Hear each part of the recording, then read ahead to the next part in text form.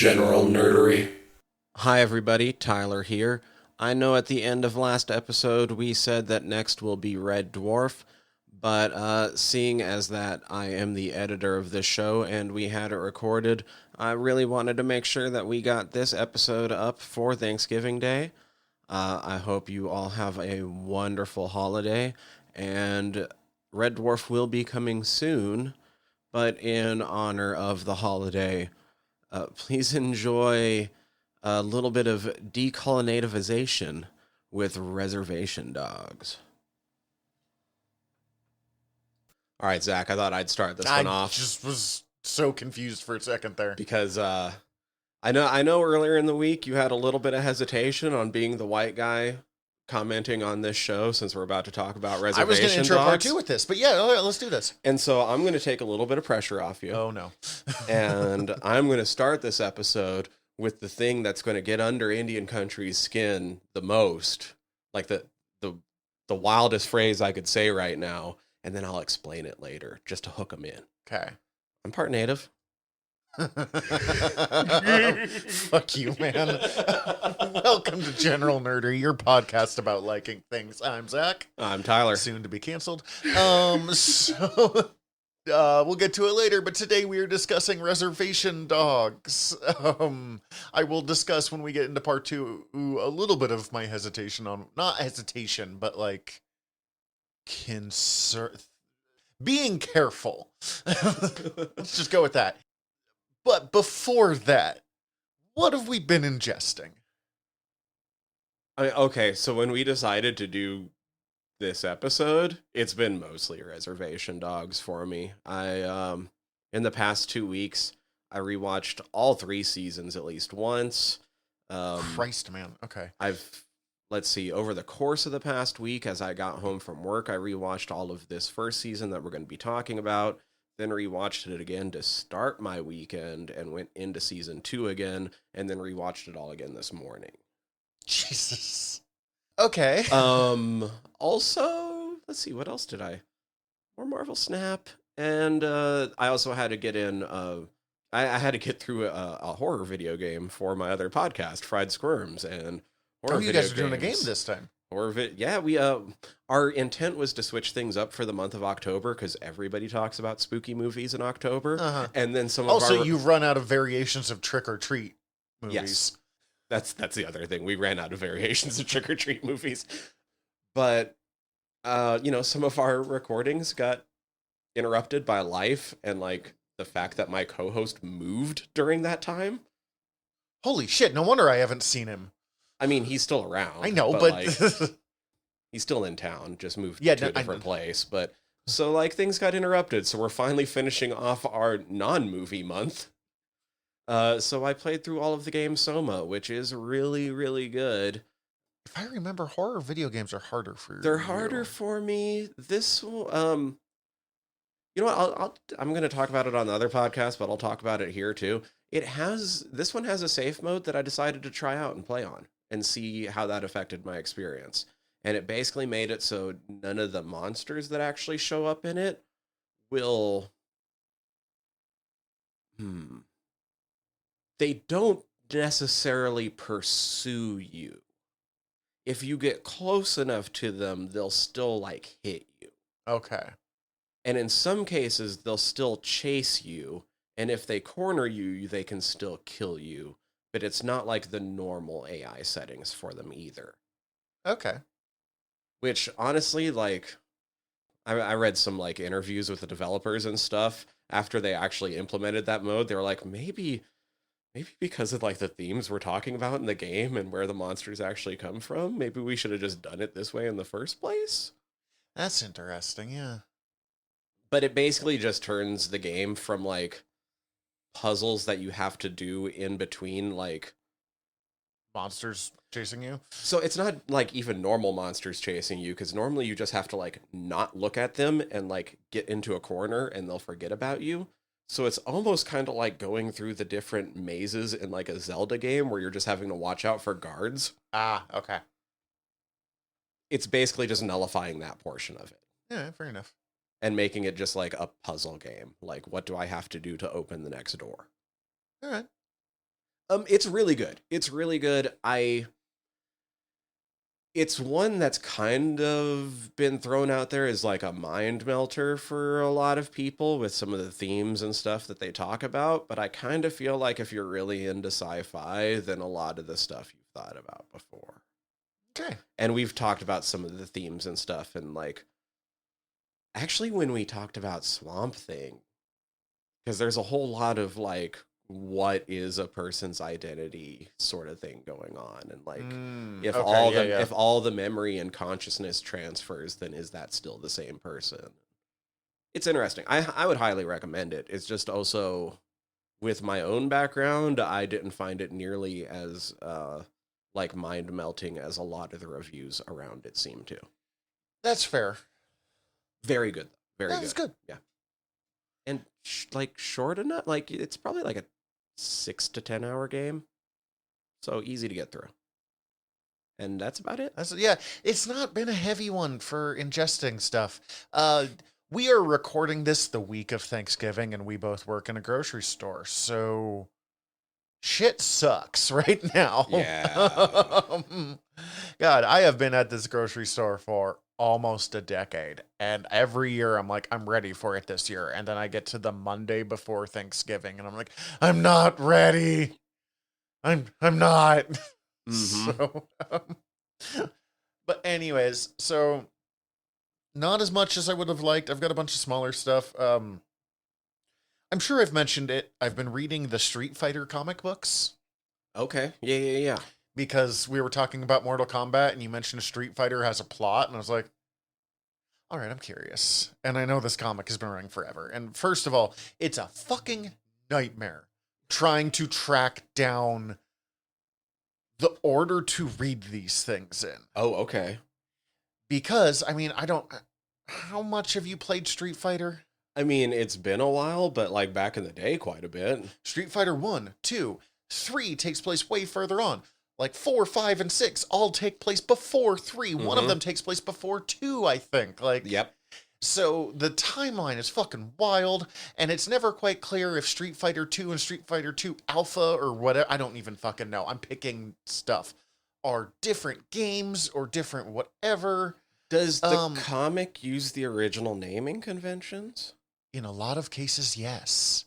So I'm trying to figure out Street Fighter versus Street Fighter 2 versus Street Fighter Unlimited versus... But I mean, for Balrog, Vega, and... Oh, Vega is Vega, the Spanish ninja. Balrog is the Mike Tyson guy because they were worried about Mike Tyson. Which is funny because when they're like, Mike Tyson will sue the shit out of us if we don't change the name.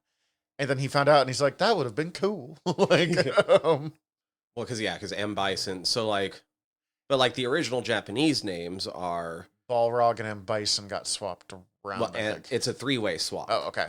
Because I think Vega. Let me think. So Bison is the boxer. Balrog is the claw, and Vega is the dictator. I believe. Weird. Okay. Which is why in tournaments they usually refer to them as claw, boxer, and dictator rather than any of the names. Okay, yeah, they go with the American names here. So far, it's mostly about Ken and Ryu, and they're the least interesting. Well, no, Gil is the least interesting character in this, but Chun-Li and Cammy are starting to get to their own points and leading up. What it made me realize was that I just have been wanting to read manhwa again. Chinese kung fu comics. Might be manhwa. Because it's manga, manhwa, and manhwa, and it's Japanese, Chinese, and Korean, but I get Korean and Chinese mixed up because they're fucking hard to get in Missoula, Montana.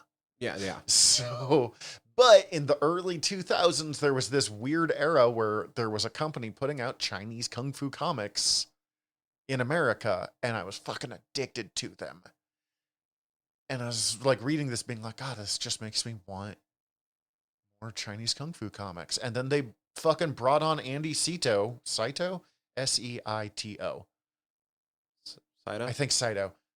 Who is my second favorite Chinese comic book artist for an issue. And I was just like, holy fuck, yeah, like, just keep him on forever. Like, because the art has been forgettably fine American manga stuff for Street Fighter. So, like, it works for the style, but, like, Andy Saito does the Crouching Tiger, Hidden Dragon comic, which is fucking gorgeous. So I'm still reading through this. I don't know how much farther I'm going to keep reading through this, because it's been going forever now. I might just switch over and finally finish my fucking Storm Riders collection, because Storm Riders is kung fu comic soap opera. This wasn't our trailers episode we just did, but Asia Fantasyland, but it's fucking baller and it's all gorgeous. Mm-hmm. So might finally see if I can collect those. I would have to look up and see, like, how much is this out of print comic from China in a company that died in like 2005 cost? Because either it'll be $4.99 or it'll be $499, and one of those I can do. Yeah. Yeah, but you don't just give those $5 bills to anybody. Exactly.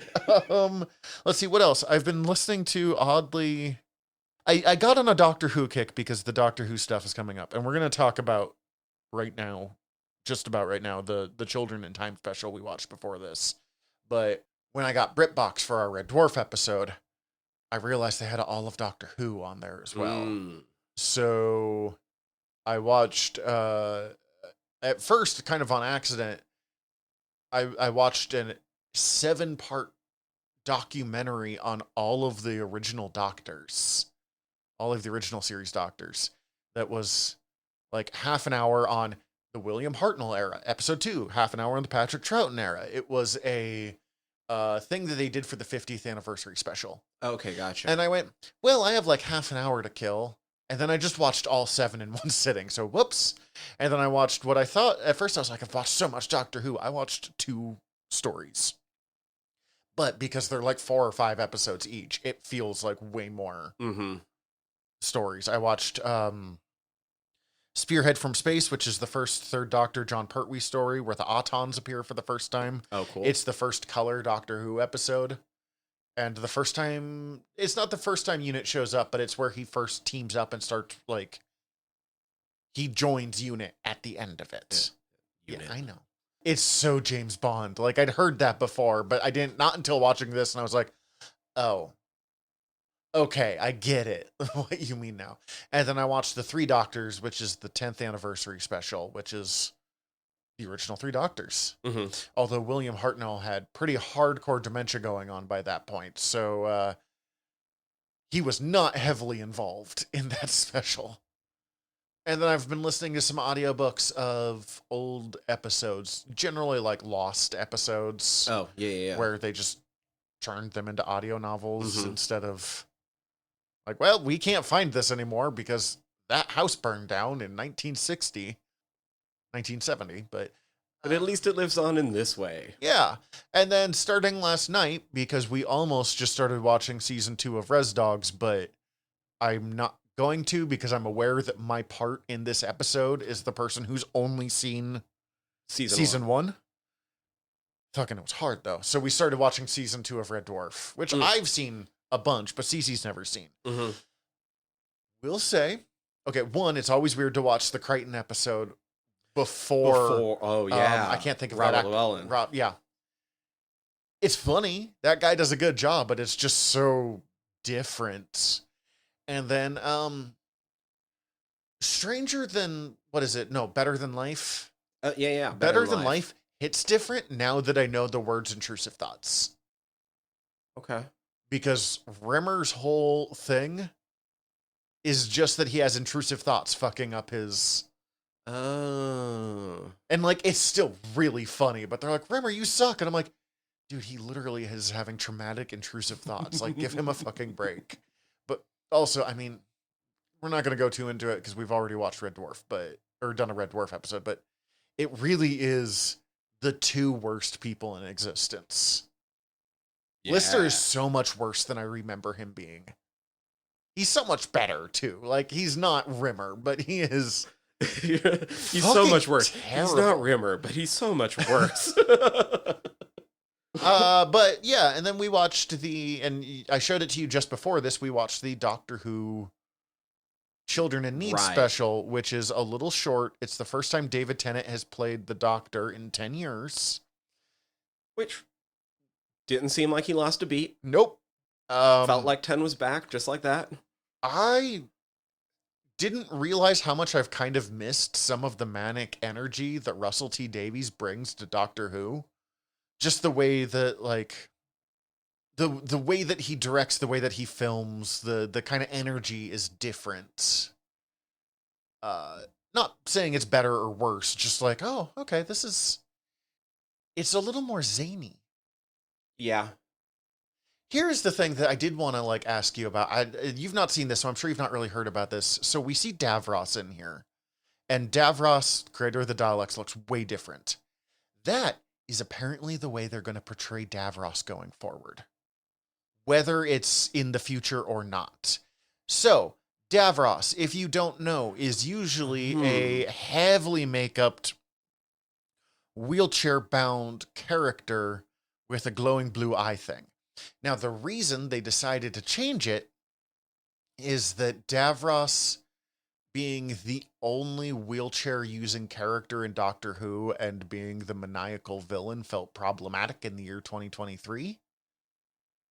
And I've heard some strong arguments, and I've heard people who I actually care what they think about this. So, like, people who are wheelchair users, people who use accessibility devices, chiming in being like, yeah, this is a good step. So I'm not saying it's bad. I'm just curious what we think about it. And my problem is very specific with it. And I'm going to be clear. It is not the accessibility that he's no longer in a wheelchair. Kind of, but I'll get to that in a sec. I've got two things that, like, give me pause. One, beyond the fact that the costume is just not great. It's just a guy in a Nazi-looking costume with, like, some heavy, normal makeup. That's fine if you want Davros to not be a wheelchair user anymore. He should still look vaguely like Davros. Yeah, like, whatever. Like, him being a wheelchair user or not, I guess I don't care about that part. He just looks nothing like Davros. Yeah, that's literally, like, put some makeup on him, make him look more like Davros, give him the blue eye thing on his forehead that he has, and I could go with it. My other issue, because I was talking about this with Heidi, who's been on for a couple of our Doctor Who episodes, it kind of weirds me out that they were like, all right, we admit that having our only wheelchair user on the show being a villain is problematic and does tie into some, like, problematic tropes. Get you there. But our answer is to take out the only person on our show who has a wheelchair and uses accessibility stuff. So now we just don't have any of them. Right, which does not feel better to me. No. Like, yeah, it's weird because that kind of, like, that fits a little bit into things to bring up to talk about with, like, res dogs and, like, growing up. Like, I was I would rather see some sort of representation, I guess, is the short form answer. And this also and ties into I get it not being a good thing, but, like, not seeing yourself at all also really sucks. Not seeing yourself at all is a problem that I've never had to deal with because I'm a straight white able-bodied man. But I recognize sucks. Like, and it does, not that if people who are wheelchair users are saying this is a problem, I do not in any way, especially as, again, straight white able-bodied man, want to be like, you're wrong. But part of what made Davros interesting was that he had a chair that looked like a fucking Dalek tank. Yeah. That, like, he's obviously part of the Daleks. Yes. The character that we have here, I think he worked perfectly fine as the Daleks are not here yet kind of thing. Yes. And that actor's still doing a good job, even if he's hamming it up. Weirdly hamming it up more than he did when he was, like, in full Davros makeup. But nothing about him screams Dalek to me. No. So if they're going to do something with this, that's fine. They need to make him look like Davros. Like there's more to Davros' stuff than just being in a chair. Outside of that, and I mean, I wanted to talk about this. I don't want to harp on it the whole time. This special was a lot of fun. It was fucking goofy Doctor Who, but we haven't had this kind of slapstick in Doctor Who in a long time. So it was kind of fun to like just. It was goofy. I liked it. It is dumb. Yes. And like pretty obvious, but also it's like 5 minutes. So like for children cool. in need, which is a fucking fundraiser for children in need. Yeah. Like, and they've done 5-minute specials before. They had 10 Meet 5 in one of them. Like, I think they've done a few others. They're always like, here's a goofy short story that ties in but doesn't like cancel out anything else that's going on. So sweet. They have successfully done that. I miss David Tennant. That was it. That's like, just like I didn't realize that was going to just be our Davros moving forward. It does kind of change your thoughts on the show, doesn't it? Yeah. Yeah. I just want him looking more Dalek-y. Yeah, that's it. That's literally it. There's so many things we could do. Because he just looks like a dude. He looks like a Nazi with too much eyeliner on. Yeah. I don't want to say fine, because there's nothing good about Nazis with too much eyeliner on, but like, yeah, I don't know. It just... Anything. Yeah. Put the fucking blue thing on his head. Yeah. Like, it's really all you need. But like, and that, yeah, okay. Anyways. That's about what I have on that. Is like, right. I don't really have anything. I don't think I have anything else. Okay, either. this is a short one. That's fine. Let's take a quick break, and when we come back, I guess we will talk about the reservation dogs. Not, I guess. I know we will talk about the reservation fucking dogs. res dogs. Shit ass. Sweet. You made it far enough in the episode for me to explain myself and why I made all of Indian country cringe at the beginning. I'm not going to follow it up with, like, I'm related to a fucking Cherokee princess, guys. Yeah, like, no, I'm a little bit more, like, there's informed nothing than that. more fucking problematic than I'm part native. Like, not nothing more problem, but, like, it's such a... No, I've talked about this before on Fried Squirms because we covered a native zombie movie called Blood Quantum. You've mentioned it, yes. No, I'm not claiming it because of, like, it's a weird situation. I normally in my day-to-day life don't like to claim native because I didn't grow up in the res. I have ties to the lifestyle, which I could go into deeper, but like I don't necessarily consider myself to have had that kind of upbringing. But the biggest reason I don't say it is because I'm not an enrolled member of the tribe. Okay. And it's because my tribe uses blood quantums. I'm one step too far removed. My mother is an enrolled member of the tribe. She did grow up on the reservation for a part of her life. I grew up as what's known as a qualified descendant. Basically, they're not going to hold it against babies that they're babies and need care when their moms are enrolled. So growing up, I got a lot of my health care up on the res. Okay. What tribe? Chippewa. Okay. And so, I don't know. It's kind of a weird situation for me because, like, I grew up real close. Like, my best friend growing up was native, grew up going to powwows.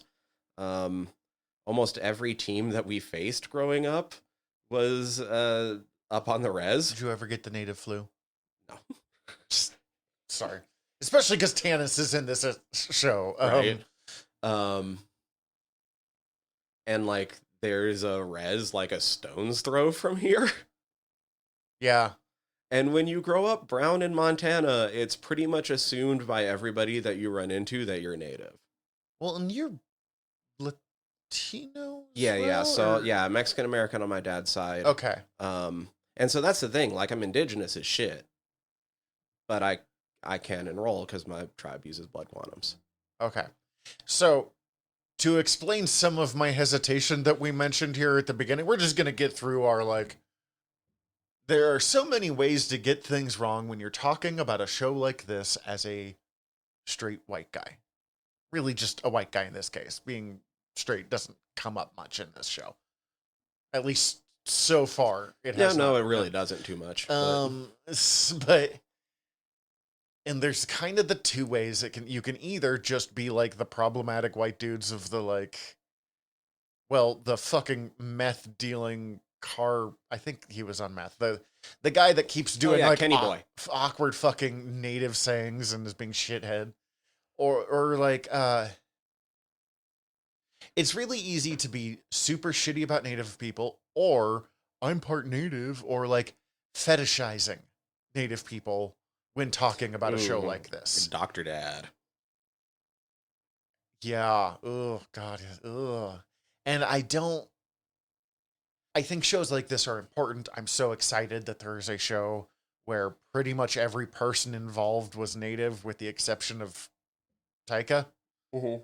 And I'm still not sure how involved Taika was. Pretty involved. So here's him and Sterling. Who, you know what? We'll get into it in a minute. He is indigenous, though. Yes, exactly. But he's not Native American. Exactly. But I mean, even just a show that's pretty much just indigenous, except for when we need random white people. Bill Burr.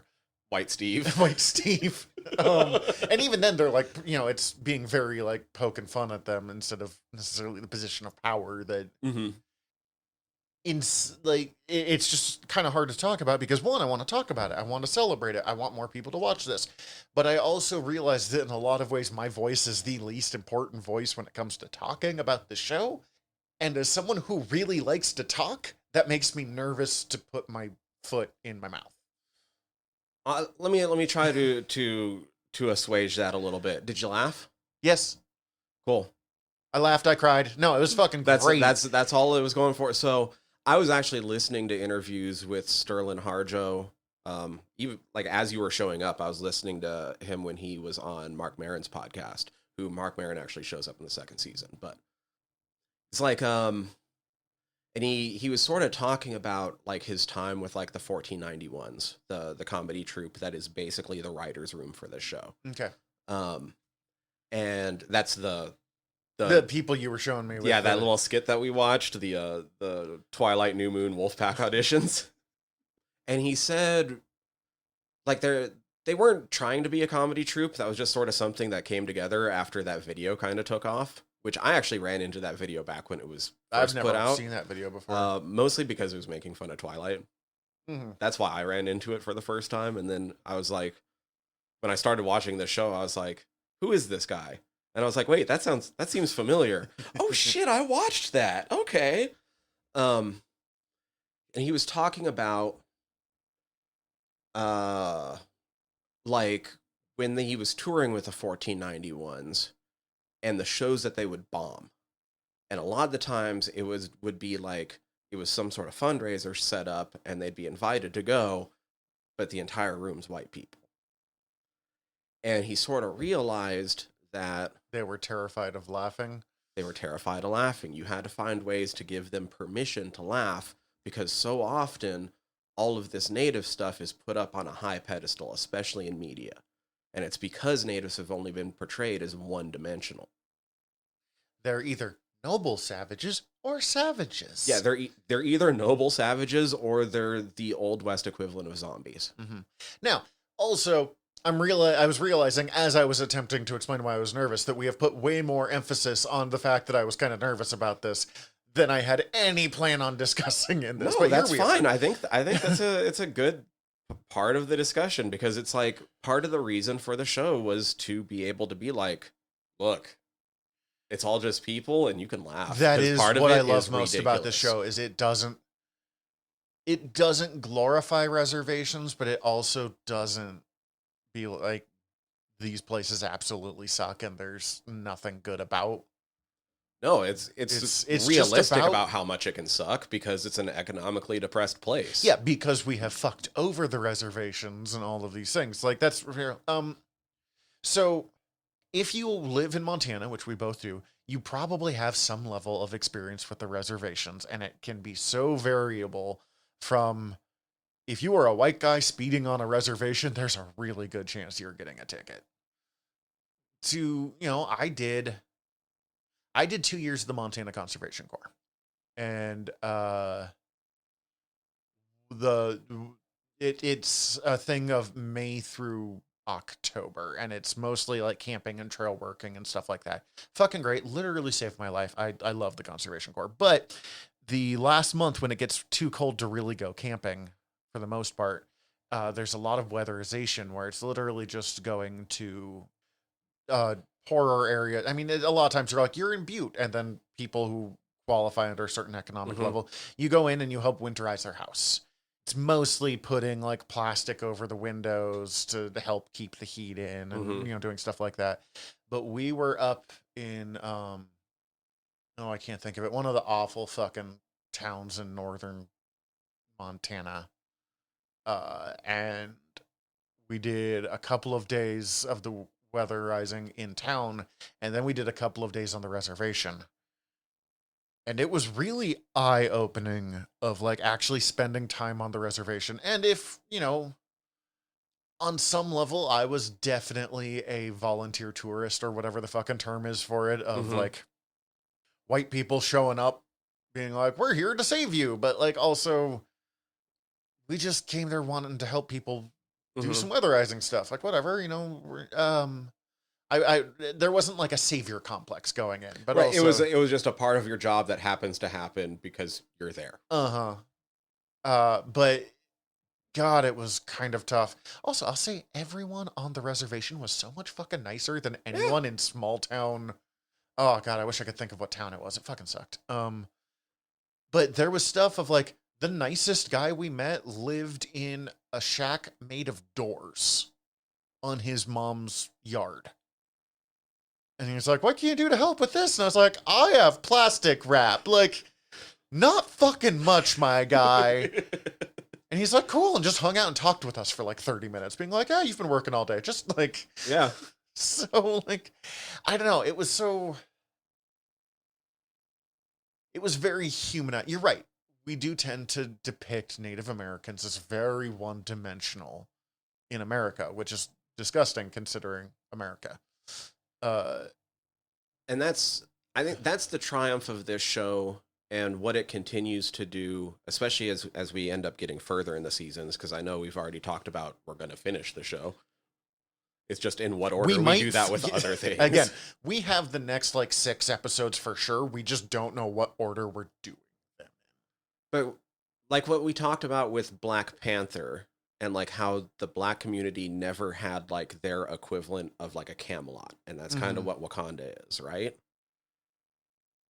Natives have only been the noble savages or getting gunned down on the prairie. So like now it's time to portray them as people. Yeah. And that's what this show does in an amazing way, where you get to laugh at the fact that like, no, some of it is silly as shit. And they know that too. What's interesting is I knew I was going to laugh at this show. Like I went in very aware. I mean, anyone who has seen the trailer for Res Dogs knows that you're gonna laugh at a spot or two. But like all of the shows that you've been turning me on to, or that we've been like getting into. I mean, you didn't turn me on to Letterkenny. That was the other way around. But like a lot of these kinds of shows that you and I have been watching on this, I was kind of, I don't know, not expecting Letterkenny, but something closer to Letterkenny, Shoresy, Ted Lasso. Well, this is, I don't even know how to, I hesitate to call this show a comedy. Dramedy? I guess so. I don't like the term dramedy, but it's accurate. Kind of makes me think of Northern Exposure from back in the day. Okay. But, I mean, obviously not in the same way, but it's such a, instead of like thinking of this as a comedy, I really kind of just think of this as like a character exploration of a whole town, as opposed to anything else. That's a cool thing. It's interesting, and I'm glad that you're picking up on the whole town aspect from this first season. Yeah, I feel like a lot of people didn't. A lot of people focused really hard in on the Res Dogs. Well, obviously the Res Dogs are the main ones, but you watch the fucking second episode where every member of the town shows up at the clinic. At the clinic. You're like, oh, okay, this has a fucking Simpsons level side cast that all matter. Yeah. So like I said, I used to get healthcare on the res. Mhm. So I've definitely sat there in that IHS office just waiting while my mom was up making sure that all the paperwork was right. I don't know. I mean, like kind of like what I was starting to get into with the Davros thing. Like, it's impossible for me to be impartial about this show because it just makes me think of how much I wanted to see some of this representation when I was a kid. Mm-hmm. It's funny, the only episode of this show that you weren't on, I talked about this a little bit with the Tarantino. I listened to it, but I don't really remember that episode. Um, because I wasn't on it. I don't know if he would necessarily remember it the same way I do, but it almost seemed like at times when me and my best friend Angus Big Spring would watch shows together, that it was almost a race to see which one of us could say that the black character was our favorite first. Because, like, okay, technically you can both have the same favorite character, but it doesn't make it as fun when you're going out onto the playground and pretending to be them, right? Yeah, because you can't both be this. And we weren't seeing Latinos or natives out there. So the black character So the black character was the default. Which is why, like, I brought it up in the Tarantino because of how much Django affected me because I grew up watching mostly black media to try to see myself in. Mm-hmm. Which, from what I gather, is actually a pretty common occurrence, especially amongst mixed kids. Also, black cowboys are so fucking cool. Yeah. Looking at you, Lord Bowler. Like, but like, I grew up always like gravitating towards the black character because if there was a Latino character, he was probably going to be a gangbanger. mm-hmm. And like Angus didn't even have that. Like, he was looking for like movies like Blood In, Blood Out, so he could be like, well, the Latino characters are closer to my skin shade than the black characters are. So I guess in this case, like, I'm Chavez or something like. Yeah, I mean, in the 90s, like, I'm thinking of shows that I watched in the 90s. Fucking Chakotay on Star Trek Voyager is the only character who was native in, like, any of them, other than I watched Northern Exposure with my mom, but really I kind of just remember the feeling of that show more than anything specific because it was the show that my mom watched. And so that's the thing, like, even growing up, like, we've talked about Mortal Kombat a number of times on this podcast, and like, Nightwolf is kind of a joke, but when he was added in that game, it was so fucking cool. It was so fucking cool that you could be shooting fucking spirit arrows at these motherfuckers and shit. Are you kidding me? No, like, I remember Nightwolf was my favorite in Mortal Kombat Annihilation, which is a fucking terrible movie. And it's not until I got a little older and then I went, this is the worst representation. But I still have a soft spot for Nightwolf because that doesn't fucking happen. Because, yeah, it was either like playing as Nightwolf or watching Smoke Signals for the 500th time. Like, which most of those were in our English classes at school. Mm-hmm. I am not going to even pretend that I understand because, again, white guy. My last name is Johnson. But, Zachary David Johnson. I have the whitest fucking name. But growing up in Montana, there is an awareness of Native culture just because it's around, mm-hmm. even if it's not deeply around or I've never been deeply involved in it. I was going to ask, in a way that how many are in the school system here? Because you were a city kid, comparatively. A notable percentage, but not a high percentage. Okay. I'm trying to think of something from like fucking 25 years ago now, but like there was a lot of, it wasn't uncommon to have Native kids in my class, but oddly in the grade school I went to, it was also not uncommon to have Russian kids in my class who did not have to do the Pledge of Allegiance and just had to put their head down the whole time. It was weird. Fucking Montana in the 90s, dude. But, so, like, there was always this kind of awareness of, like, there should be more natives on the TV. Even, like, I didn't necessarily have any native friends, but, like, there's just, like, the disparity is noticeable here. Well, they're finally fucking fixing that. Goddamn. And with shows like this, thank you. Thank you, thank you, thank you. At it. The urge to say Skoden has gotten so fucking strong, and I have to be like, can't do that. Should not do that. Studus. So, if you have not watched this show, Res Dogs is the story of a reservation in Oklahoma. Yep. I don't remember the name of the reservation. I don't think they give the name of the reservation. It's a made up town, Okern. Okay. And I think they kind of did that. So like, it's mostly based in Muskogee. It's a Muskogee reservation, but there's other things that are brought in, and it's because there are like 34 different tribes in Oklahoma. Yeah. Partly because a lot of the Trails of Tears led to Oklahoma. So there were a lot of tribes from across the eastern United States that all kind of got pushed into the same area. So I never caught that it was Muskogee, but I knew that there were a couple of different tribes that kind of landed here together. And it's kind of about 4 kids, the Res Dogs. I can do this. God, I'm fucking terrible with names. Bear, Willie Mae, Alora Dannon. Willie Jack. Willie Jack, thank you. Bear, Willie Jack, Alora Dannon, and Cheese. Cheese is so relatable. We'll get to him. I like how you start cracking up on Cheese and not the fact that you just had to say that one of their names is Alora Dannon.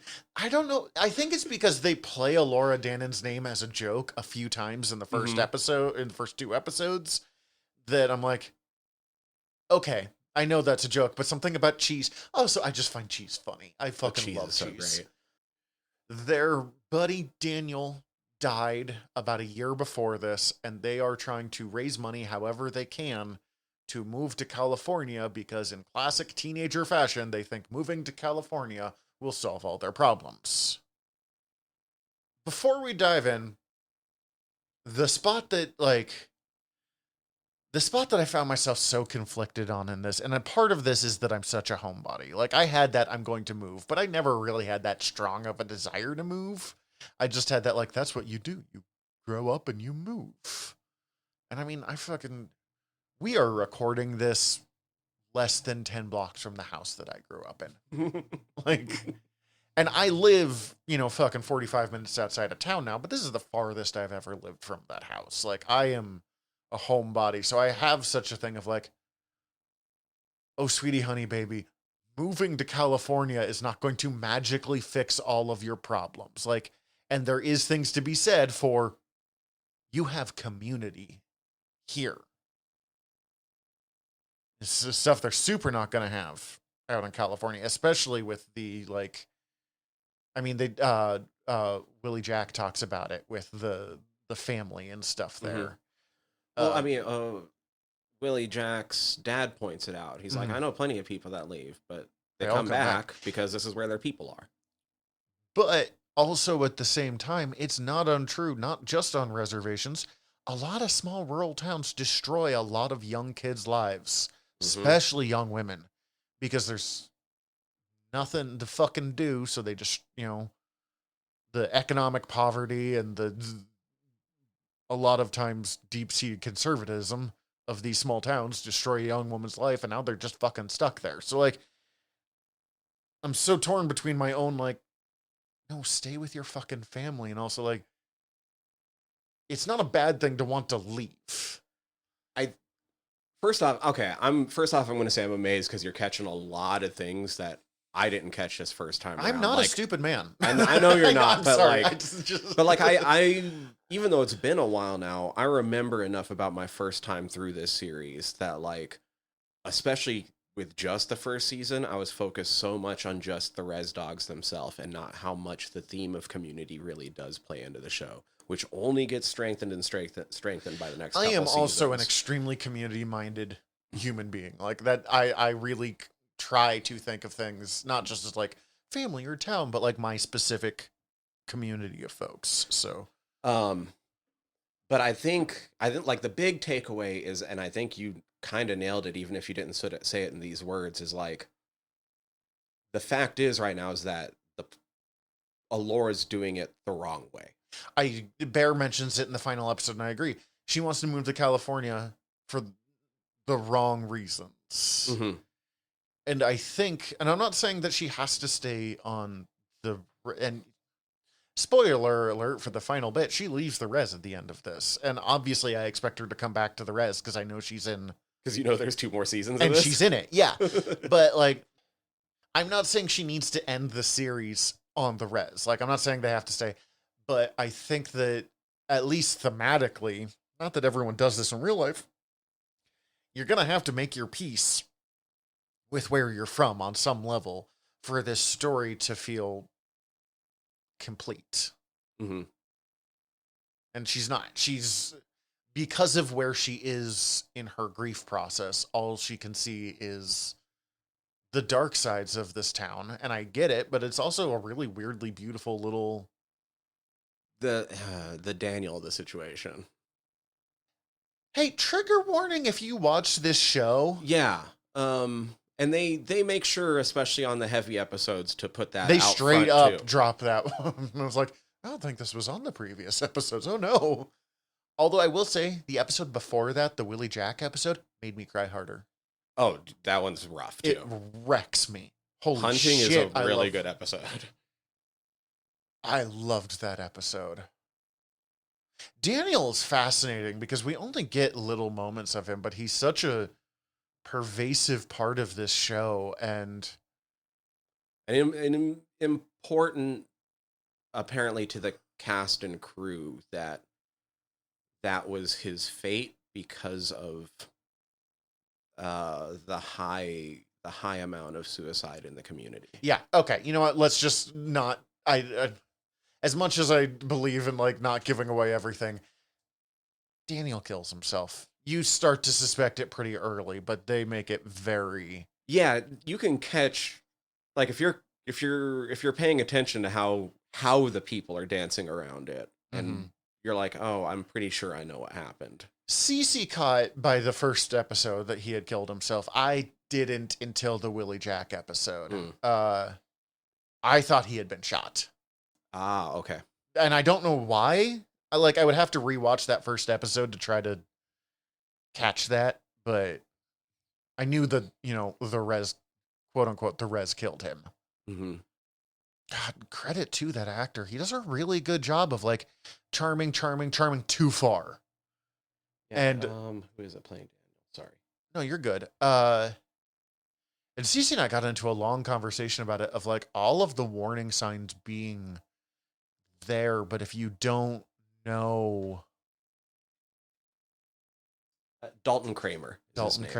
If you don't, like, if you're a kid, or if you're just, whatever, you don't necessarily catch the warning signs. Like, what is the name of Willie's dad? Do you remember? I think it's Leon. Let me make sure on that, but I will be honest, the Res Dogs are the only characters whose names I have down. There's only 8 episodes to this show, and they do toss quite a few characters. Yeah, Leon, played by John Proudstar. God, he's good. Leon, there's this scene where he runs into Daniel on what we will find out is the night that Daniel dies. And Daniel asks him, do you need help? And he goes, no, I've got this. And, he didn't. He was done. And there's no way for him to have known that was Daniel going, I need help. Mm-hmm. And fuck, that scene fucked me up. And then, like, he still tried to help him. He still tried to, like, here, take this jacket, I've gone way deep into, like, but that scene has been haunting me for days now. Yeah. I told you 6 and 7 were some heavy episodes. Fuck. No, you told me 7 was a heavy episode.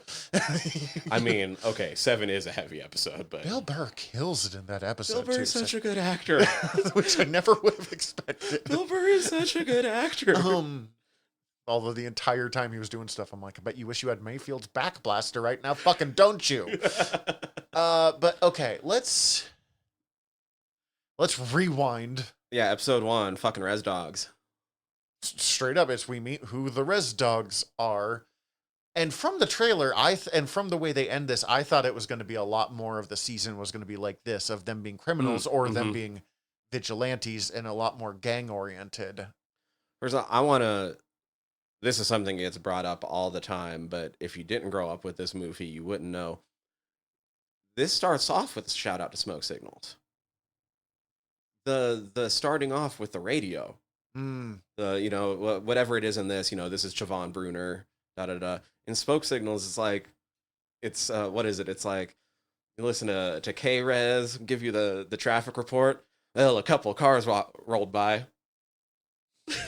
I don't think I've seen Smoke Signals in 15 years. It's been a long time for me. I'm going to rewatch it soon, but that was one of those ones. That was one of those ones that, just because of where we're at, it wasn't even just like natives watching it. It's like everyone knows the res is right over the hill, and they made a movie about natives. We're all going to watch it. So my entire town was we watched it in our English lit class or English classes every year. Oh, I'm sure, especially because the book that it came from. Yeah, Lone Ranger and Tonto fist fight in heaven. And then Smoke Signals is a short story from it. Yeah, and we didn't usually watch the whole movie, so there are certain scenes that I just like. No, but there's certain scenes that I looked up one of them earlier this week just because I couldn't remember how it actually played out. But the John Wayne's teeth, do you remember that at all on vaguely. The bus? Where like they get their seats taken by some cowboys and they start, oh, the cowboys always win. And then he's like, oh yeah, in all those John Wayne movies, he never shows his teeth. You don't see him once. I don't trust a guy you don't see his teeth. And then they start singing, and I'm not going to do it. I would just make it sound offensive. But me and Angus always used to riff because they start singing a song about John Wayne's teeth. And they start doing it, like it's a native chant. John Wayne's teeth, are they false? Are they real? Are they plastic? Are they steel? We would do that as like a rap beat growing up. Like, okay, 100% unrelated, but just movies or scenes that I just remember vividly. Out of nowhere today, Facebook was like, do you want to watch this moment from Little Giants? Which is a movie I had forgotten existed. Okay, yeah. And okay, obviously you remember the Little annexation Giants. of Puerto Rico. That's the name of the play that they win with at the end. Oh, okay. Fuck. Oh, it should be one scene. It's the Rick Moranis vehicle that kind of was in the Mighty Ducks theme of like Little League sports game goes big. But the scene that it showed was where Becky, the girl who had been like the girl on the team and really good, but then becomes the cheerleader because she's going to be girly. And then like in the big game, like goes back to being a hard ass. And it's her like throwing down her pom-poms and changing and like while putting on the makeup going, call me Becky. Like it's fucking weird. It was I had forgotten about this movie. It was amazing how like the moment I saw what this was, I was like, I know exactly what scene is about to play. I can remember it. The only thing that I remember different is the last time I watched Little Giants, I was that age range. Right. Yeah. So it was fucking weird to be like, oh, they're fucking like 10 years old. They are tiny. They are. Anyways, Res Dogs. Yeah. Starts off, that's huge shout out to Smoke Signals. And I was just like, yes, give me all of it right now. That whole opening scene of them stealing the chip truck is so fucking funny. Ooh, with Bear fucking chiding Laura to put on her seatbelt. It's not cool putting on your seatbelt. Like, Willie Jack's like pretending to get shots off. Brah, brah. They can't get and then they're like just drive past the light footman. God, the light horseman. Big. Thank you.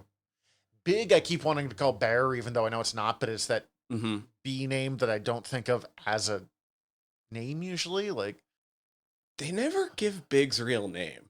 They only ever call him Big. That's fair. Big is one of those that I keep like we'll talk about this.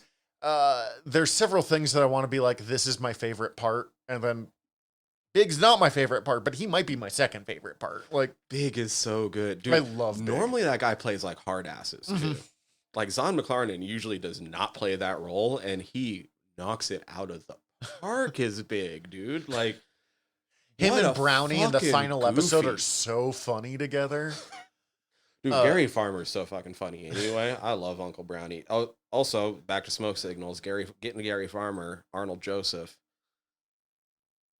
Holy shit. Oh my god! And then like driving past Big with the back of the truck still there, and he just doesn't. He's just watching a fucking Who Killed Kennedy. Like a JFK conspiracy video. Oh my god! Oh, love Big. Did you happen to? Oh, I'm trying to think. When they end up at Bear's house, did you catch what his house number is? I did not. 1491. Which is, you said the... That's the name of the comedy troupe. Yep. Because it's the year before Columbus got here. Okay. I'll be honest, I did not know about this comedy troupe, so that's not a thing I would have been looking for. Did you notice Kenny Boy's salvage place name? Burgle Cut Salvage. Fuck. How big of a fan of Willow are these fucking people? How good is that, right? That's so good. Burgle Cut's the fucking worst, too. Burgle Cut's the shitty one that's like bullying Willow in the early... But yeah, they steal the truck, sell it to the meth heads. Who are the worst people on this show? Which is appropriate because they're meth heads, but like... Right. But also not like the worst. And they're not the worst meth heads either. No. Like I've met in person way worse meth heads, but like... Not gonna lie, Kenny Boy is pretty great. I think you're gonna really like him as this show goes on. I don't so far, but I'm also not supposed to because he's just the awkward white man. So especially in this first episode, I want to say that like 70% of his lines in this first episode are quotes from the few native movies that are out there. Shit. Like, I think some of what he says is straight from Dances with Wolves. I think some of what he says is from Pow Wow Highway. Like, he's super awkward. Mm-hmm. His heart's in the right place. That's good. And then his weirdo sidekick. Ansel? Yeah. He's just uncomfortable. That's your cue. Get it? Because, yeah. Oh my god. These enterprising little shitheads, though, because, like, buying back the Flaming Flamers to also sell those black market is real good. So let's go over the 4 real quick. Yeah. So there's Devery Jacobs as Alora Dannon Post Oak. Alora is the character that I have the hardest time relating to of the Res Dogs. Now I want to be very clear. That doesn't mean I dislike her. It doesn't mean I don't find her compelling. She's super fucking compelling. I have a hard time relating to her because she has that super hard-headed, eyes forward, finishing the job. And I do not have the attention span for that kind of mindset. And because I can tell, and I agree with what Bear will say later, she's doing it for the wrong reasons, I find her kind of frustrating. She is also, especially as you find out more and more as the series goes on, like, in a community that's experiencing grief, she's getting, like, the double load. Because she was close with Daniel, but also... easily potentially romantic. Like, I don't think they were romantic, but they were easily heading that direction. And she's the one that fucking found him. Holy shit, She's the one that found him. And she's the one who... her mother passed, and as I learned, all of the elders had a connection to her mother. As I learned more about her in episodes 7 and 8, I connected to her a lot more. But in those early episodes, I had a whole lot of like, Alora, you need to shut the fuck up right now. Oh yeah. And I trusted them. Like I wasn't just as often as she is also the voice of reason. Because there's also times where she's like, what the fuck are you doing, Bear? Yes. Quit spending that money on dick medallions. I do like Alora. Alora is the person whose story I'm most interested going into season 2. And it's interesting because in a lot of ways, Alora felt as much as the Res dogs are the main characters of this, at first I thought Bear was going to be kind of the main character, but Alora Bear really is seems to very transfer. much framed as the main character. But it really seems to transfer to Alora a lot more. And I think it's because Bear has the visions that I knew was going to be happening. I was like, oh, Bear's going to be our main guy, but It's just he's a part not of as it? much. Yeah, like Alora and Bear both get more, at least in this season, than Cheese and Willie Jack do. But both of those characters get episodes that are wholly devoted to them in a way that neither Bear nor Alora. Well, Alora kind of gets one. Alora gets one. Alora gets one. Bear doesn't get one this season. Okay. Yeah, Bear never has the season that's like he's the character. He gets one next season. Mm-hmm. He has 3 episodes where he's like the A or the B plot is just about him. Mm-hmm.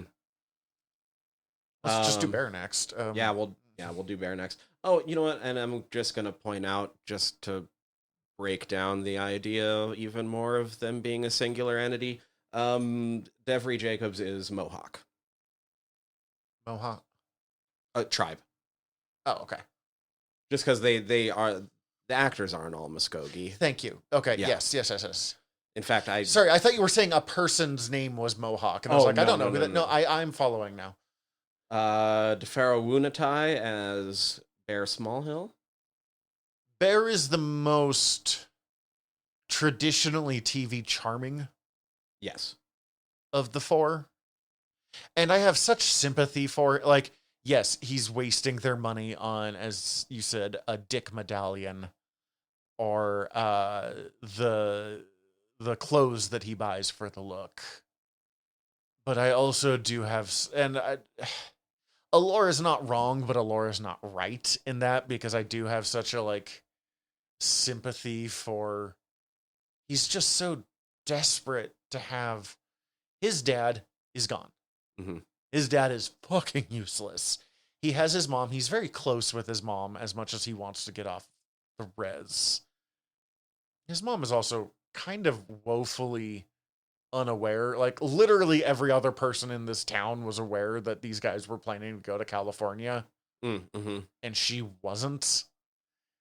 She's too busy fending off the fact that every dude in town wants to fucking snag her.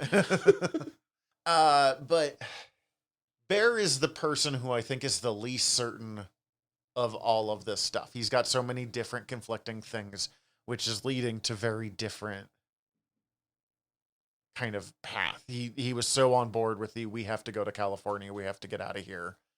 But he's not, a lot like Alora, he's not dealing with the fact that he cares about this town, even though he's more open about the fact that he cares about this town because he cares about his mom. Mm-hmm. And then his dad, as I said, is gone. He's a native rapper with a song that has been stuck in my head for a week now. Greasy fried bread. Greasy fried bread. Who is, okay, you know what? I take it back. His dad is the worst. Oh yeah, Pumpkin Lusty's the worst. Oh my God, I hated him from the big. And the fact that the first time we actually see him, he's answering the phone and it's baby mama number 2. You're like, oh, buddy, you've made some choices in life. Like, I love what he's in her phone as, though. Fuckface. Yeah, fuck.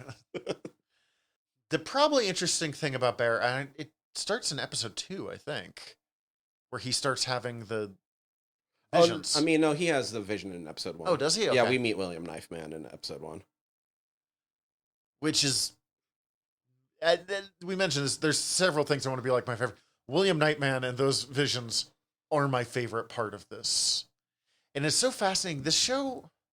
So, once again, Sterling pointed out that, like, one of the things you have to do is give white people permission to laugh. That's the character invented to give white people permission to laugh. Yeah. Fucking died trying to kill Custer because his horse hit a gopher hole, and now he just hangs out in the spirit world complaining that his nipples are cold. Yeah. Also, I love Jesus. We're 2 brown men who were killed. What's up, white Jesus? Bear is, a lot of his struggle is overcoming, honestly, toxic masculinity. Mm-hmm. He feels like there's a very certain way that he has to do things, and he's trying to be that big man. He's trying to be the chief. And he's having to learn that it's more than just about him. Yeah. And about how he wants to do things, and how some of the things, the way he wants to do it, aren't right. Because you even get like that last episode where Spirit's like, isn't there anything you left undone? And Bear's immediately like, oh yeah, we didn't beat up those guys. And then he's like, no, fucker, that's not what I was trying to tell you. And they never really answered what he should have been doing. At least part of it was talk to your fucking mom, who would not have let him leave. Like, No. she would have shut that down. So I understand why he didn't, but like, talk to your fucking mom. He'll get there. I get it. As someone who has a complicated relationship with their mother, when there is a good mom, I'm always like, fucking just... Right? Because Rita's awesome. She's great. Sarah Podemski, who's playing that, like, fucking great. I'm sorry, give me the Spirit guy's name again. William Knifeman. William Knifeman. Played by Dallas Goldtooth. Knifeman is interesting. There's several points here, and it's part of what made me realize that this was not going... As I said, I was kind of expecting something more Ted Lasso, Shorzy Letterkenny than what we got here. The quasi-mystical nature of this show, and the fact that, like, mystical spirit stuff happens in this show, and some people believe it and some people don't, and it's not, like, necessarily a driving force of the show. It's just like the spirit world is a facet of life to a lot of these people. So for a lot of these people, it's real, and it comes up, but it's not necessarily real. Yeah, and it's not the dominant point of this story, and that's so rare, because if you're going to have weird supernatural shit happening in a TV show, that's usually like, these kids are going to become monster hunters, like, which is fucking... I would have watched these 4 young actors become monster hunters in a heartbeat. But I also appreciate that that's not what the show is doing. Well, and previous to this, if it was anything sacred tied to natives in any media, it's also being put up on, like, the holiest of pedestals, and it's the most sacred, solemn time ever, and it's just part of life. life. Part of it. It's just, yeah. It's such an interesting aspect. I kind of lost track of where I was going with that, because I find it's the part of the show I might find most interesting. Their depictions of, I think they call him the tall man, possibly Sasquatch, in the hunting episode. Mm-hmm. Side note, Willie proposes that that's Daniel saying goodbye. No, the fucking turkey that won't leave them alone, that's Daniel saying goodbye. That's, in my theory, yes. Yeah, no, I think you're right on with that, although we'll get to that in a second. I did want to point out real quick, just because I wanted to do this with everybody. DeFaro, Bear, is OG Cree. Dallas Goldtooth is Dakota and Dine. Okay. Side note, I find it interesting that the way that Bear's mom deals with stuff is she just kind of imagines 2 different versions of herself. I like the color-coded earrings. Uh-huh. And one of them is that guy, like, it when it comes to the dad, that guy sucks so hard, get rid of him. The other one's like, you haven't been railed in a long time. Like, straight up. Like, oh, he was looking pretty fine in that video. He was not. No.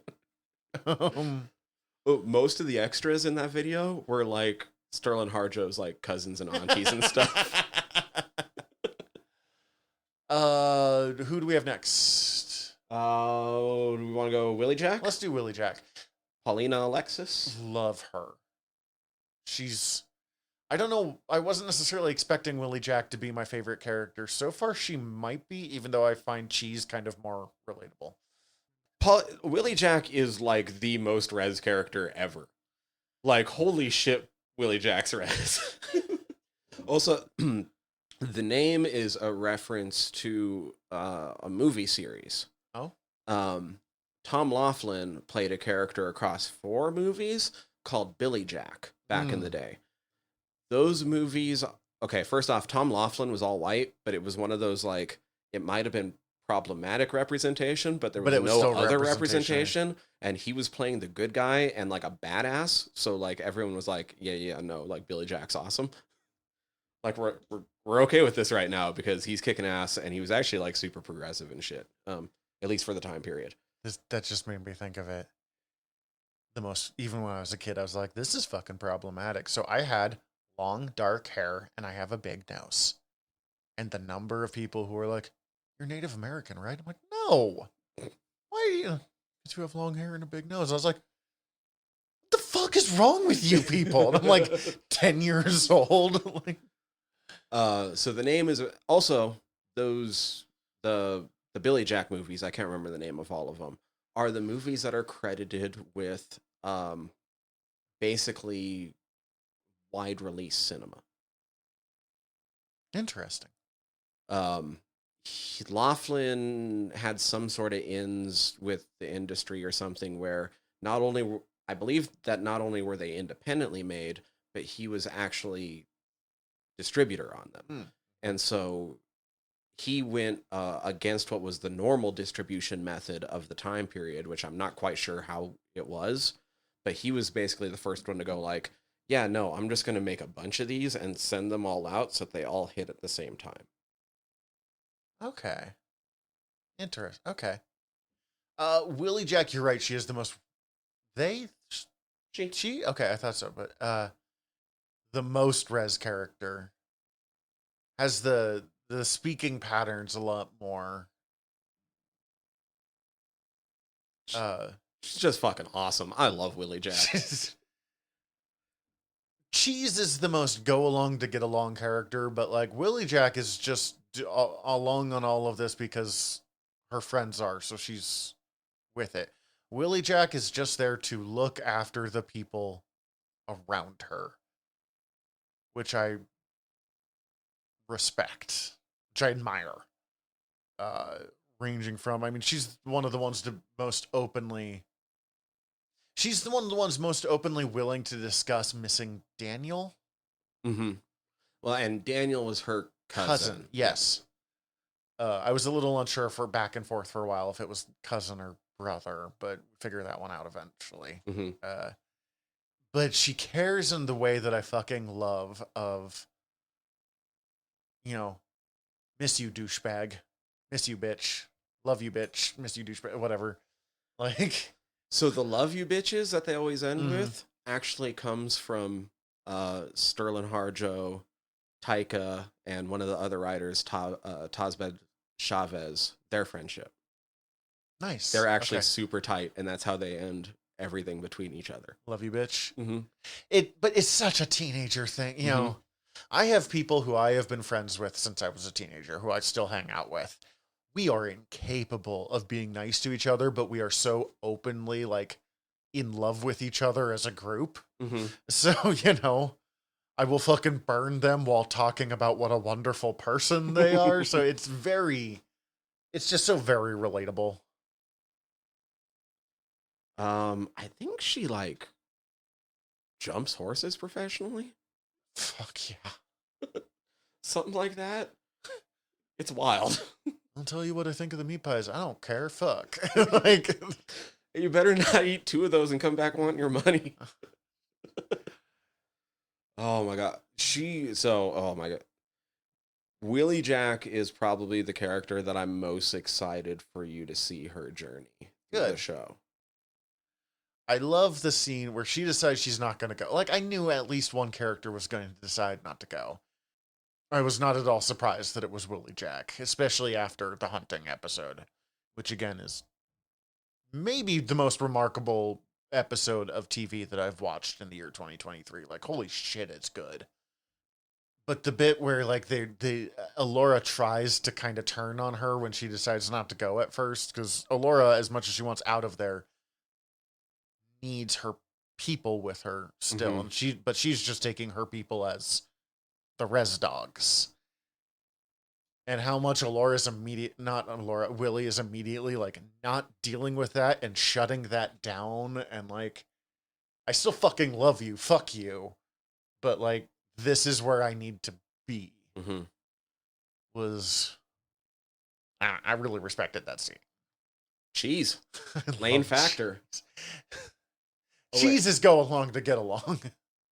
Just because Paulina Alexis is Nakota Sioux First Nation. She's a Canadian.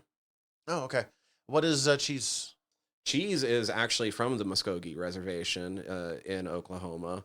He was cast because they actually did like a little like tour around Oklahoma, Mm-hmm. just trying to cast like actual natives from the area to at least fill some of the roles. And apparently he kept showing up at all the auditions and kind of just made it to the end. They were like, yeah, this is our Cheese. And apparently like Wheeze and Bone Thug Dog, Are those the two guys on the bike? those are the two guys in the Indian Mafia that aren't Jackie and White Steve. Okay. Those guys originally tried out for like Cheese's part and like Bear's part. Okay, yeah, that makes sense. Cheese is kind of a galoot in this season. He's kind of not an oaf, because an oaf implies stupid. Kind of a goon. Mm-hmm. I'm kind of a goon. I don't mean that as a negative. Like, When he's the youngest of the Res Dogs. He's 2 years younger than the rest of them. okay, I didn't realize that, but that super makes sense. Because the rest of them are supposed to be like 16, 17, and he's supposed to be 14. Okay. And Cheese doesn't really have family. Yeah. He has a cousin or something that He lives with his Uncle Charlie. Oh, that's it. And stops living with Charlie almost immediately. Fucking, that is so funny. In the second episode, he encounters a woman who thinks he's her grandson. And that was the first time I cried. Was when at the end of the episode, he takes her outside and sets up a chair next to her and just sits down so they can... Dude, yeah, when he's appreciate the pushing her outdoors. out of the hospital and he runs into Bear in the hallway, he's like, what the fuck you doing? He's like, it's my grandma. And part of that was like, shut the fuck up, man. I'm being nice to this woman right now. But also just like, yeah, she's my grandma now. And then we find out in the last episode that he straight up just moves in with her and she knows that he's not. He, only because it comes up in an episode in season 2, he hasn't fully moved in with her as much as it looks like in that last episode. I thought he had moved in with her. He is spending a ton of time over there, but he still technically lives with his Uncle Charlie. Oh, okay. That's probably a good thing rather than just randomly moving in with a blind old lady. But also, Charlie does not sound reliable from what little that we've... The fucking... I don't know. It was so casually done. Like, hey, do an eye exam. What's the top letter there? Z? Aha, very funny. P? And then it's like the look in the face of like, oh no. He is Real blind. And like, the guy who plays Cheese plays it so straight, but it makes it so fucking funny. I think that was the part that I laughed hardest on that episode. Oh my god, one of my favorite Cheese moments. Episode, what is it? I think it's episode 2 when they're at Rob and Cleo's when they go back for catfish after. That's episode 1. Is it episode 1 where Yeah, Cheese. the guy is whining about yeah, Cheese, if you're gonna steal anything? Yeah, because it's the episode where they stole the truck. Yeah, okay. And then the truck driver is like, Oh racing yeah, shit. because the truck all that's left is a bag of sugar. Cheese, if you're gonna steal something, you have to tell me so I can write it off. And she's just like, looks and picks up a sucking. Okay. There is something about Cheese that like every adult just seems to like, and I think it's because they have some awareness in a community this small that he has fucking nobody. But they're like, okay, we're gonna kind of look after Cheese, because even Big does it to an extent, even though Big is not overly fond of the... And Cheese is just the sweetest. Hello, my name is Cheese. My pronouns are he, him, his. And like, he keeps trying to do that, and everyone just keeps not... No, I'll tell you what, I think it's the third episode. No. Third episode, he doesn't appear at all. Right. No, it's Come and Get Your Love. Get your love. Fifth episode, when he runs into Wes Studi, who, the Sphinx from Mystery Men. That's another movie I haven't watched in a long fucking time. And it's one of my favorite responses ever. because my name's Cheese, my pronouns are he, him, his. Same as mine. Fair enough. I'm trying to think of how I want to talk about other... there's two characters I want to talk about real quick. Yeah. And it's the two little people... Oh, Mose and Miko. Mose and Miko. I fucking love Mose and Miko. Just hanging out on their bikes, riding around, always wearing matching stuff. Just rapping? Yeah, so they are an actual rap duo. They rap under the names Lil Mike and Funny Bone. A little on the nose there, but okay. But I love Mose and Miko. I was looking up the Wikipedia, and it describes... It describes Mose and Miko as something, and I'm trying to remember what it was, like some kind of storytelling device. Well, I mean, they're the ones that keep giving you updates on just how the feud is going. Mm-hmm. The feud that no one gives a shit about except for Mose and Miko, and I guess Bear and Jackie. Pretty much. They're not just about the feud. They're just kind of about, if they want to explain something about the community to you, they tend to use Mose and Miko for it. Yeah, they'll just pop in and... Fuck, I love those guys. I want more. I want more of them. Yeah, because otherwise... I mean, the only other, like, really big character this season, and he's not even that big this season, would be... Gary Farmer as Uncle Brownie. The Uncle Brownie episode is really good. This whole thing is such an interesting exploration of grief and the fact that it's not singular.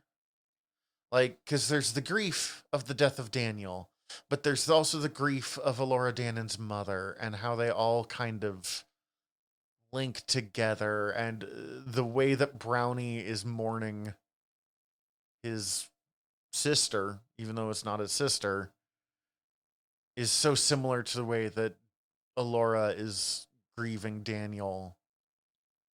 The brownie cookie thing ends up being a little weird by the end of the series, because they show a picture of them together, and in that, like, of their young selves, and they kind of make them look the same age, but it's made really clear by the end of the season, or by the end of the series, that Brownie probably would have been like 10, 12 years older at minimum.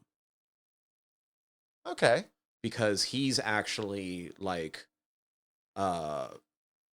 more of the age range of like Fixico and like Wes Studi's character, Bucky. That tracks, because we see the coach who was Cookie's age. Mm-hmm. Big and Bobson are more Cookie's age. Okay. And I guess Kenny Boy, but he wouldn't have been around then. Yeah. Or at least he was never shown as being around then when you do see some of the stuff later on. So the moment that Coach was like, Cookie used to call me, I don't remember what it was. Oh, Chokachi. Chokachi. It says it means this, and I was like, no, it fucking didn't. What is it at? And so by the end of the episode when it's toilet. You know how many Indians I've told that to, and they've never... Like, yeah, that's why. The fact that you keep telling people this. So good. So funny. I loved his character in this. Like, Coach Bobson. Coach Bobson, way more than I was expecting to. It is really disconcerting to see him with that, I have to assume, bald wig on. Yeah. Yeah. Fuck, he knocks it out of the park, that episode, though. Let's see, what are some things we might not hit on yet from some of these episodes, because we did kind of jump around a little bit just talking about some of this stuff. But this is a hard show to talk about because, like, not a lot happens, but a lot happens. Like, the whole episode where Cheese is traveling with Big. That's maybe one of my favorite episodes, It's because a that's great also fucking episode, but not a ton happens. Well, that's also Dear Lady. Dude, Dear Lady is fucking horrifying. And I don't know what... It's not that I was expecting the actress who plays Tannis to play Tannis, but there is something about seeing her... Like, I just think of her as Tannis, because I'd only ever seen her in that. And she plays that character so well that I was just like, holy shit, Tannis, you are terrifying as the Dear Lady. Dear Lady, they kind of explain in the show. Like, that everything they say about Dear Lady, that's pretty much the legend surrounding Dear Lady. For the tribes that have Dear Lady. She shows up and kills bad men. Yeah. Or men who hurt or wrong women or children. Okay, fair enough. The only part that they didn't get into is that, like, if you're like a good woman, especially that like has her favor, then she kind of grants you like sexy powers. That like if you have the favor of Dear Lady, then like people want you. Good for you. Good for you, pro Dear Lady person. Like there's a flip side to it. It's not just that she's like a boogeyman. I assume we're gonna get more Dear Lady. We will get more Dear Lady. It's so built up for that way. Which was the one of them that in the first episode said that one of their family members was married to Dear Lady? Yeah, Willie Jack says that her uncle was married to Dear Lady for a couple of years. Has dirty pictures. I think when I've brought it up in the past, you've mentioned you haven't seen the movie. So the energy drink, Skucks, that's a Taika shout out. From Hunt for the Wilder People? Yes, because I don't know if it's just that movie or if it is actual New Zealand slang, but that is some slang from that movie. I'll be honest, my awareness of Taika's body of work is not large. Yeah, I still need to see a few of his earlier things. Like, I've still never seen Boy, which is supposed to be really good, and a couple of others. But Hunt for the Wilder People is a fucking magical movie. Holy cow, it's good. I've seen Thor Ragnarok and What We Do in the Shadows and Our Flag Means Death. And I guess the one episode of Mando that he did. The fucking owls being pixelated is so good. I didn't get that. So not, once again, 500 different tribes in the United States. Of course. But a lot of tribes have different superstitions concerning owls. There's some tribes don't want to see an owl in general. They would have preferred the show pixelated the entire thing, not just the eyes. Okay. Some tribes, it's okay to see an owl, but you don't want to look at them. You don't necessarily want to look them in the eyes. Some of them, it's okay to see an owl, but if it looks at you and screeches, then it means you're going to die soon. So that's why you pixelate the eyes. Okay. And that's why they immediately showed up and were like, shit, fucking bad medicine. Like, because immediately they're like, this motherfucker's, because he wants to keep away from people. Brownie's been living out there by himself for a long time. And so he put that up, keep people away, because they, as soon as they see that, fuck that, that's an owl. Fucking Brownie in the final episode on a lawnmower he stole, looking for an axe so he can go stop the tornado. And then, I mean, first of all, showing, like, waking up naked and talking to Knifeman. But also the scene with Big and Brownie is so funny. Oh, my God. Big is really interesting because, like, okay, I am pretty anti-cop at this point. Even if I recognize... I believe there does need to be some form of police force, even if the way that we have it is ridiculously broken. My first note on the Come and Get Your Love episode is, this is what police should be. Yeah. He is here to look after his community. I'm sorry, you wrote all of this like episode by episode, and then we did not. Oh no, that's fine. I'm jumping around. I know where we're at. I've watched this show 3 times in the past week. We never discuss these episodes beforehand. We just start talking and see where it goes. So sometimes we're like, let's talk this episode and then the episode. But yeah, yeah, Big is what cops should be. Preferably not a conspiracy theorist, right? But the way that he is within the community, that's how it should be. Yeah, if we're gonna have police, then it should be basic. Like, he should be the fucking like the template. Yeah, kind of goofy, not very threatening, and just there to look after his community. Yeah, taking down the bad guys. Bucky wasn't a bad guy. He was doing some dumb shit. I had to tell him not to be a shit ass. telling him to knock it the fuck off because he's scaring people.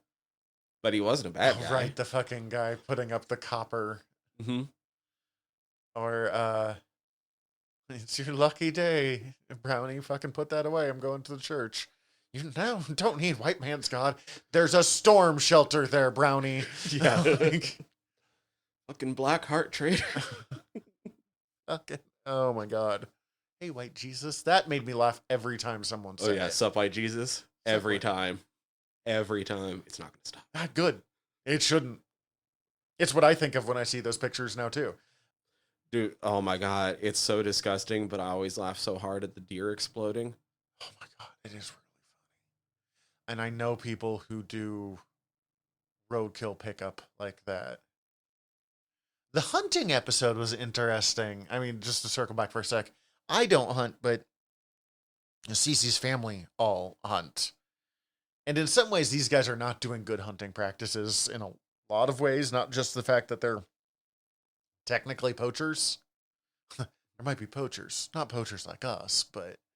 I like how they did that episode after the story from Dr. Dad, potential Dr. Dad, though, about like, not to make it all right, but to show how the waters are muddied. Was that Dr. Dad's property? No, it would have been somebody else, because we see the Texas Ranchers. Ranchers. Oh, yeah, Texas Ranchers. And it's such a, I mean, it's a real legitimate problem of poor people selling land and then to Texas oil barons. It happens a lot, specifically Texas oil barons. Well, I mean, because I said I was listening to that interview with Sterling Harjo, and Mark at one point asks him, like, well, did you like, you're from Oklahoma, I know that, like, did you grow up on the res? And Sterling's like, so technically my town started off as part of the reservation, and that's like what it was started as, was a res town, and then somebody found oil nearby. Well, and a thing that's talked about of see, I only know about this because the CC, it's a real problem in Montana right now because you can't go on private property to hunt. Mm-hmm. Fair enough, I guess. Like that, legitimately fair enough. But the problem is that a lot of rich fucks are buying property, and they're buying property that is surrounding public property. So you can't get on the public, anyone can hunt your property unless you go across the private property. Mm-hmm. And you have to get permission to do that, and they're not doing it. So these fucking rich assholes are not just having the private property, but they have managed to find ways to make the public property that is supposed to be able to be used. And I am pro ethical hunting. Ethical hunting. Mm-hmm. So it's a real problem when people are turning... Privatizing public land is such a problem, like such a danger in Montana, and it's not wildly happening, but like every couple years people keep pushing for it to happen. Mm-hmm. And with our current governor being a guy who's done that in the past, it's a constant source of concern. While we're on the hunting episode, though, the tall man bit kind of looks like a hairy Jawa to me. I'm sorry, I can't like the eyes. So first off, yeah, the turkey is far more Daniel. Mm-hmm. The tall man Fucking bit turkey. though is kind of interesting and important. As I pointed out, like as we went into this episode, that it's a Muskogee reservation, but there's a lot of tribes in the area, and just a lot of tribes represented by the writers' room and the actors themselves. And some things were brought over here and there as they made sense to how it affects the community as a whole. And tall man comes more from the Lakota and Dakota tribes, and is in fact associated mostly teen suicide. I did not know that. Basically, like, you see him and that's what you go do. Okay, that adds layers that I hadn't understood. There's once again, much like Deer Lady, there's different variations, and not all of them are even called tall man. Well, and he basically, I'm just trying to think of timeline here, because he saw tall man when he was putting out the deer corn. And the last time he saw Daniel was when he was putting deer corn in the truck to go see Tall Man, or not to see Tall Man, to go put it out the next morning. So it would have been sees Daniel for the last time, not knowing it's for the last time, goes out and sees the Tall Man, finds out about Daniel. Mm-hmm. So, okay. The Tall Man scenes, as much as I just said he looks like a hairy Jawa, and at first it did kind of like, didn't quite work for me, it actually ends up being really beautiful scenes, and it doesn't need to look perfectly realistic because that's not the fucking point of what's happening here. And so, like, I'm with you. Like, the turkey is pretty obviously Daniel, but I don't especially because he leaves with them. Right. But I don't think Tall Man is not Daniel, if that makes sense. I think the turkey is Daniel and the Tall Man is the effects of what Daniel did, kind of. Like, it's an echo of that part of Daniel, but it's not all of what is there or what he really should be remembered as either. Willie Jack does a pretty good job of remembering Daniel as the turkey, while Alora's only dealing with the Tall Man. I'm stretching that metaphor, but no, I think you're mostly kind of accurate. Yeah. No, it's an incredibly powerful episode, and especially once you know some of that Tall Man stuff. Yeah, it's kind of a bummer, but parts of this season are. I can't use Skoden, but I will be using shit ass a lot going forward. Not to like ruin our point there, but ooh, dude, the Texas ranchers walking through was so fucking funny though. They're just like, stock market, immigrants. Can't forget the gays. It's barely a parody. Yeah. It's barely a parody. Oh my God. And again, we live in Montana. Obviously, Montana is very different from Oklahoma, but like rural places, particularly with any kind of native population, and you get rich fuckhead cowboys coming in, and they have that entitled horse shit. The other thing that kind of was thinking of is the two white people that hit the deer in episode 2, and they're having their like the land back conversation. Yeah, I get that they want some of their land back. Is that what they mean? They want some of their land back? And like, it's not a conversation with my mom, but it's a conversation with people that my mom would have been friends with. Also, the son of a bitch, I'm part native. Like, yeah. Shut the fuck up, woman. Oh, yeah, that's all entertaining. Oh my God. That intro part does make me laugh though, just like, wait, all of it? No, it's got to be some of it, right? Some of it? Desperately trying to like find ways. And you know what?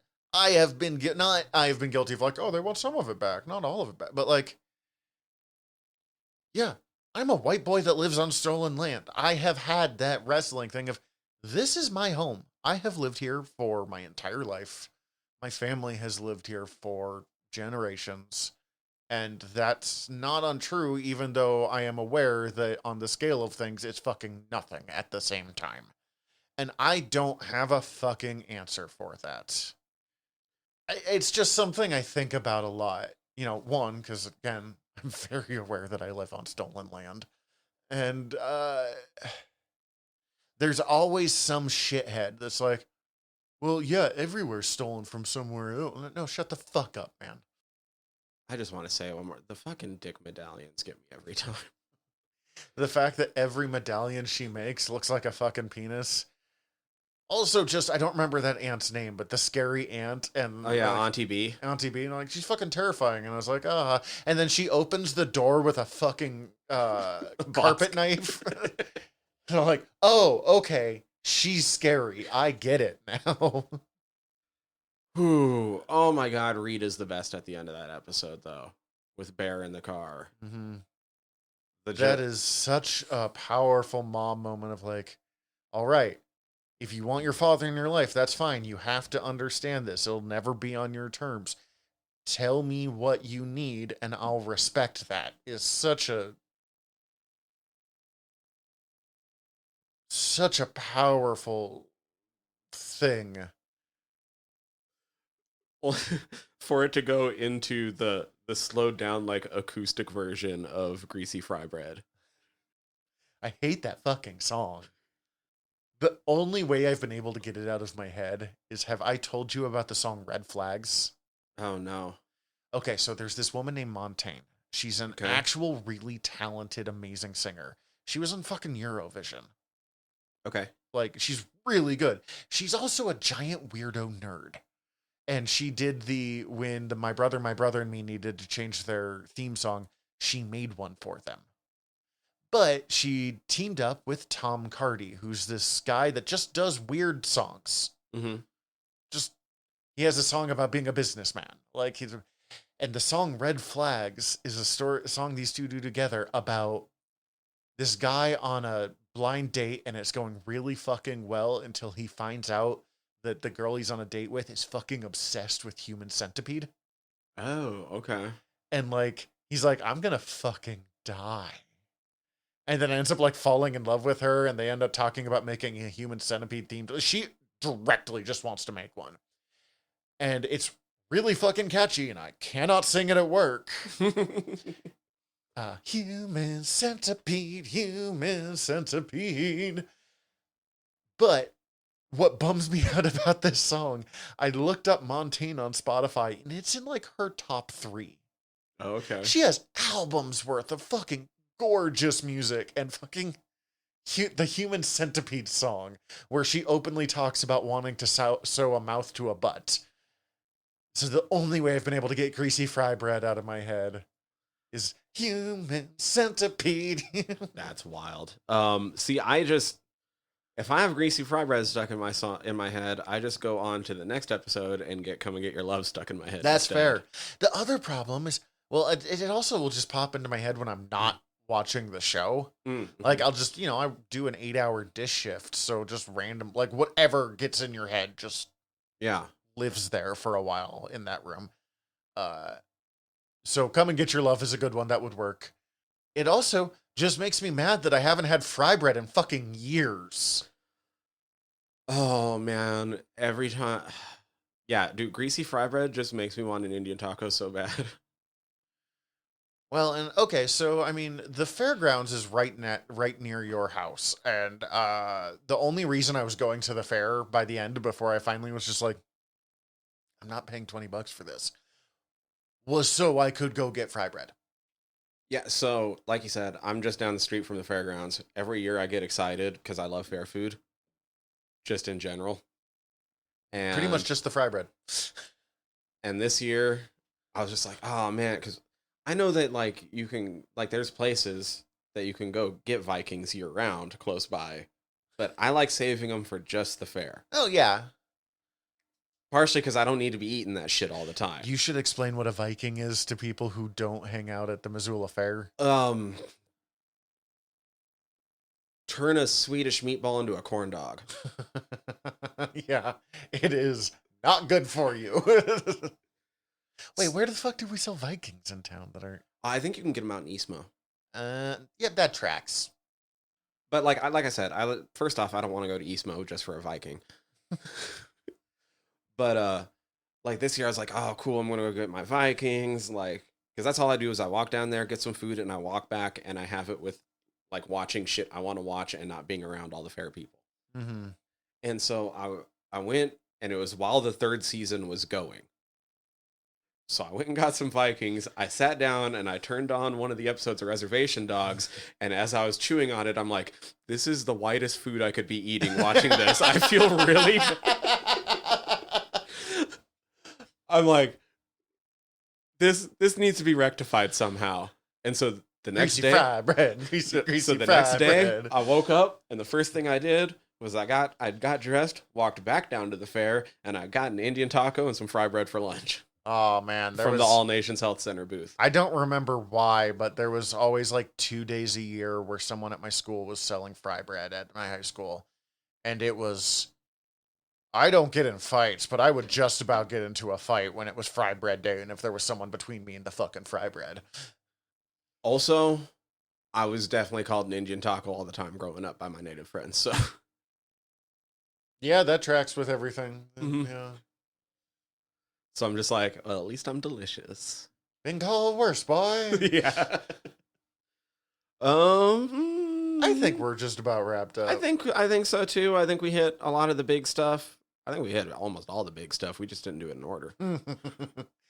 I honestly, like, I cannot recommend this show enough. And there's a lot of, I mean, this is the podcast about liking things. We always try to find stuff that we like about stuff. We generally talk about stuff that we know at least one of us enjoys.